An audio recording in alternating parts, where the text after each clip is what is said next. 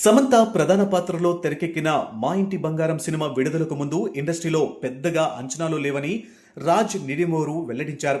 సమంత ఇప్పటికీ థియేటర్లకు ప్రేక్షకులను రప్పించగలదా, ఆమెపై సినిమా నడుస్తుందా అనే సందేహాలు చాలా మందిలో ఉన్నాయని చెప్పారు.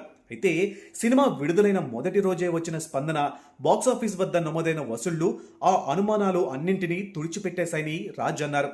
సమంతను చాలా మంది అండర్ ఎస్టిమేట్ చేశారు, కానీ ఆమెకు ఉన్న స్టార్ పవర్, ప్రేక్షకుల్లో ఉన్న క్రేజ్ను ఈ సినిమా మరోసారి నిరూపించింది అని వ్యాఖ్యానించారు. రాజ్ మాట్లాడుతూ, సమంత కేవలం మంచి నటి మాత్రమే కాదు, ప్రేక్షకులను థియేటర్లకు తీసుకురాగల స్టార్ అని చెప్పారు.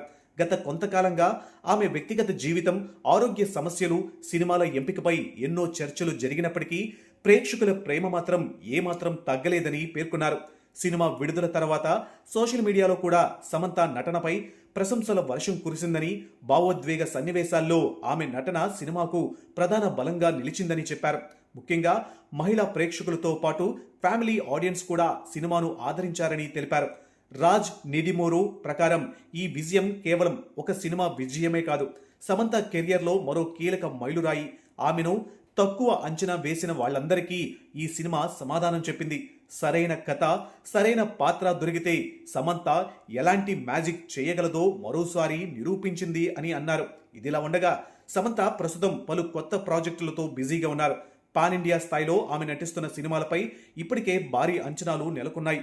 రాజ్ నిడిమోరు చేసిన ఈ వ్యాఖ్యలతో సమంత స్టార్డమ్, బాక్సాఫీస్ సత్తాపై మరోసారి చర్చ మొదలైంది.